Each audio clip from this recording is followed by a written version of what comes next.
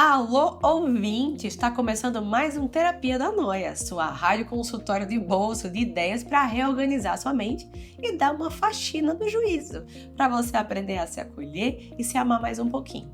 Se tu tiver cabeça, fica com a gente! Chegou o grande dia da gente conversar sobre os pensamentos. Esses danadinhos que ficam aí dentro das nossas cabeças, criando contextos às vezes muito desfavoráveis para a nossa saúde emocional. Se você já foi, assim, capturado por um pensamento que não era verdade, mas que fazia parecer ser uma realidade, senta nesse sofá e vamos conversar, gente. Todas as vezes que eu vou atender um paciente, é muito comum que o paciente chegue ali na sessão com uma realidade inventada. E aí eu explico. Não é que esse paciente está mentindo, não é que esse paciente está me contando uma coisa que é uma inverdade sobre ele ou sobre o mundo. Mas é porque as lentes dele estão sujas. Vem cá que eu te conto. Quando a gente fala de lente suja, a gente fala a respeito de um conjunto de pensamentos que se estruturam ali na nossa cabeça, se organizam aqui internamente, ou não, ou aparecem de maneira desorganizada mesmo, quando a gente está enfrentando uma situação do dia a dia, uma situação mais difícil, ou não, uma situação inclusive corriqueira, tá? E essas estruturas de pensamento, elas surgem assim como se elas fossem pensamentos intrusos, eles são como uns pop-ups, aqueles que a gente tá navegando na internet e de repente sobe um banner, e aquele banner que atrapalha a gente na hora de pesquisar, é como um pensamento desse tipo, tá?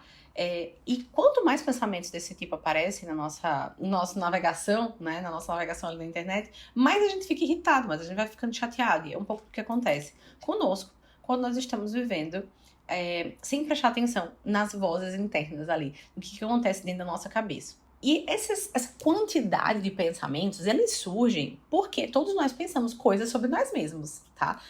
E aí, se a gente dá um nome de crença, essas crenças, elas são estruturas muito, muito basais, tá? Muito primárias. Então, a gente vai crescendo e as nossas experiências vão se moldando, a gente vai convivendo com pessoas, a gente vai ouvindo coisas dessas pessoas.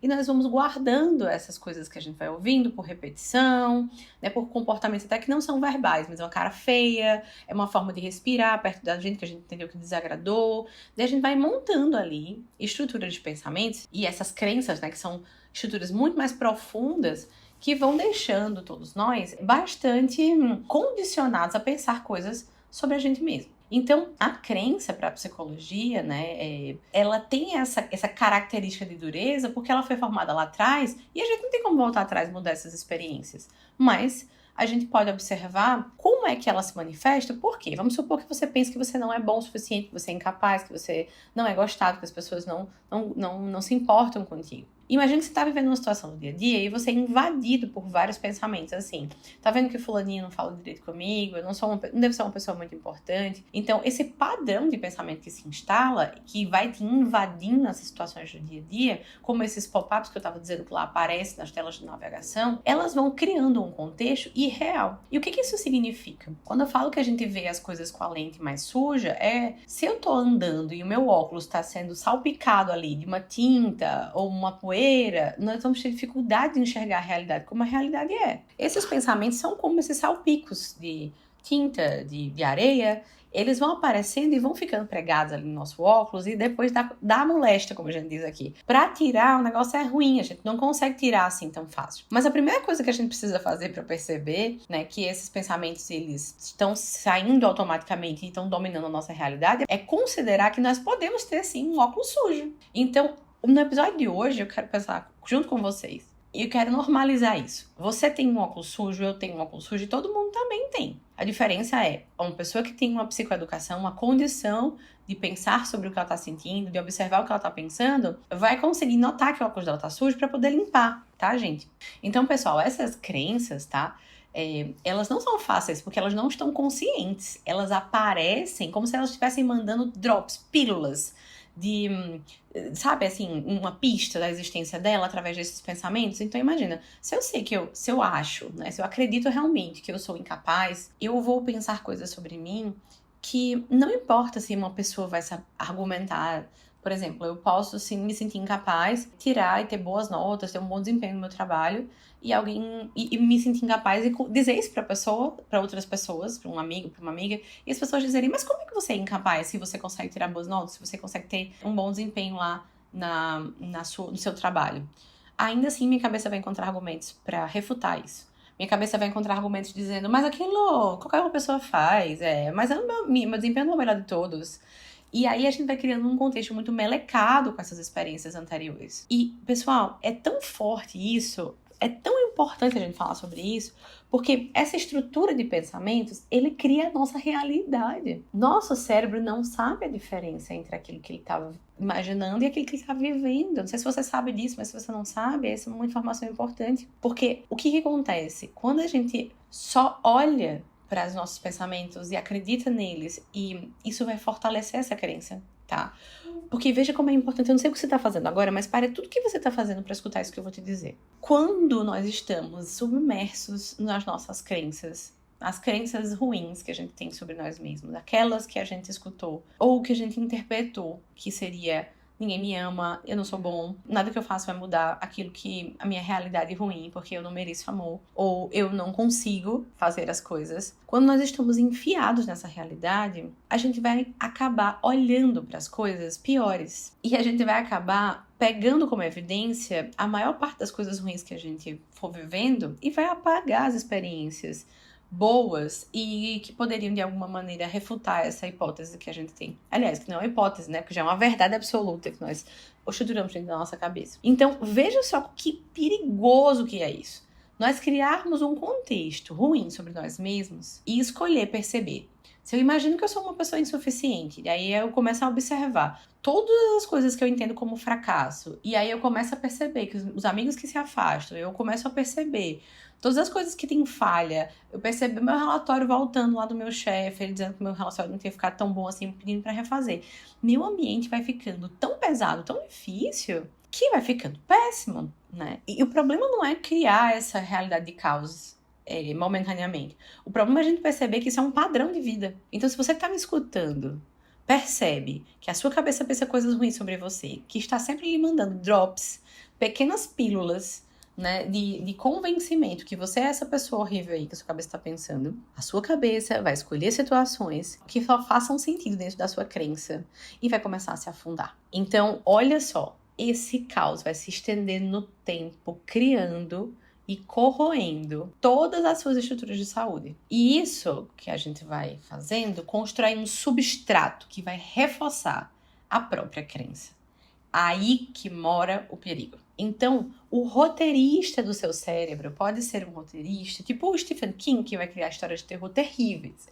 Ou ele pode ser um roteirista de ficção, sabe? Que vai inventando dentro da realidade outras realidades, que não necessariamente são as existentes. Então, nós precisamos aprender a perceber quando nossa lente está suja, porque aí é a hora de limpar.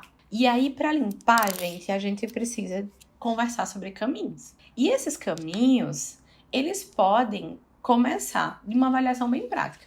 Se eu noto que eu estou submerso nessas crenças, se eu tenho pensamentos recorrentes, ruins sobre mim mesmo, se eu não consigo avaliar bem os meus ganhos, se eu consigo só notar as coisas difíceis, se eu estou muito pessimista, muito reclamando, se eu tenho notado que o meu corpo tem padecido, eu tenho dificuldade de dormir, eu como mal, eu vou alimentando, criando um substrato para esse contexto se fortalecer. E eu vou me relacionar com pessoas que tenham contextos semelhantes. E isso também vai retroalimentar esse meu contexto anterior que está difícil, aumentando o meu caos, dificultando o meu processo de olhar para isso de uma outra maneira. Então a gente vai aumentando a certeza da nossa crença, porque vai ficando tudo tão desorganizado, eu vou perdendo tanto controle do que está acontecendo dentro de mim. Não que a gente tenha algum controle, tá, sobre o que nós estamos sentindo, mas nós podemos perceber, né, o nosso ambiente e ter algum controle sobre os nossos comportamentos, sobre aquilo que está ao nosso redor, que recria situações difíceis para nós. Então, se eu imagino que eu não sou capaz de fazer as coisas, e aí eu não durmo bem, daí eu não consigo usar uma memória auxiliar, uma agenda, daí eu não consigo estruturar uma mínima rotina de estudo ou de trabalho, o que vai acontecer? Eu não vou ter sucesso nos meus processos. Aliás, se vou tirar o nome sucesso da roda, eu vou dizer, a gente não vai conseguir um mínimo necessário para que eu possa olhar para mim, sentir 10 centavos de orgulho ali e continuar fazendo algo de bom para mim mesmo.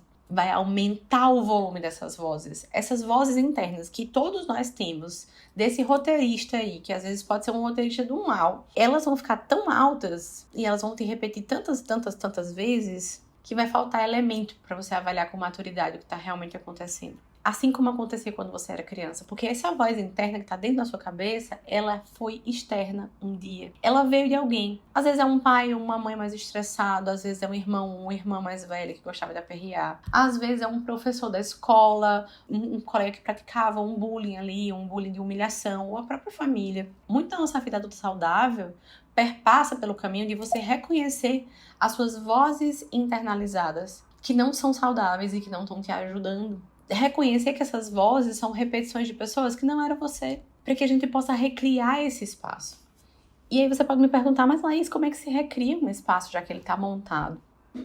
E aí eu posso te dizer, convivendo com pessoas que sejam valiosas para você, que te digam coisas diferentes daquelas que tua cabeça escuta. Às vezes a gente afasta esse tipo de pessoa porque a gente acha que essas pessoas são boazinhas demais, que elas estão passando a mão na cabeça da gente, que elas não conhecem a nossa história. Lembrem-se que a sua cabeça vai criar o contexto para continuar pensando aquilo. Não é porque a sua cabeça é terrível, é porque a gente precisa ser coerente com a gente mesmo.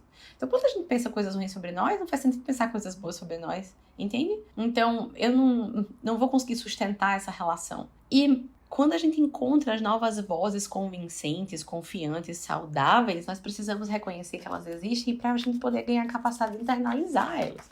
Elas podem vir através de um terapeuta, de um amigo, de um autor, de um livro. Essas vozes a gente reconhece porque as internalizadas, que são duras, críticas, humilhantes, elas fazem a gente se sentir a pior das criaturas. Mas esse outro tipo de voz, essa voz que a gente precisa aprender a internalizar já adultos, é uma voz sutil, é uma voz gentil, é uma voz justa, é uma voz que ela é séria e ela sabe que você tá passando porque ela viveu coisas tristes. Sabe, como se fosse uma pessoa sábia, um velho sábio que viveu coisas difíceis na vida e que é capaz de compreender o que você tá vivendo e passando. Então, essa voz, ela não fica se amargurando ou se apavorando pelas coisas. Ela é uma voz muito mais calma porque ela compreende que o erro e a falha não isentam você de merecer amor. E a experiência de amor não vai ser medida por coisas que você conseguiu conquistar, coisas materiais, coisas profissionais. Essa voz não vai vir com um tom de humilhação, com um tom de cobrança. Ela vai internalizar modelos flexíveis, onde haja espaço para separar as coisas. Nada no mundo, nada que você faz ou deixa de fazer, tira de você o mérito de ser escutado, de ter a atenção, de merecer sim um momento de acolhimento e direcionamento com afeto. Eu quero te dizer com muita esperança que esse contexto da sua mente pode ser reformulado. Porém, se você já passou por muitas situações e não consegue perceber esse padrão, procure ajuda. Um terapeuta pode te ajudar a reconhecer esses padrões e te fornecer espaço de desenvolvimento para que você possa olhar para essas crenças de uma maneira diferente e para te tirar desse espaço de angústia, te adicionando muito mais saúde e contextos de gentileza amorosa. Se você chegou até aqui, é porque você se identificou com o conteúdo. Pesquisa mais sobre os tipos de pensamento, pesquisa também formas de acalmar a mente. E aqui eu vou deixar uma dica para vocês. O mindfulness e a atenção plena podem ser ferramentas poderosas que nos auxiliam a flexibilizar esse espaço mental. Espero que você tenha gostado. Um beijo, até a próxima!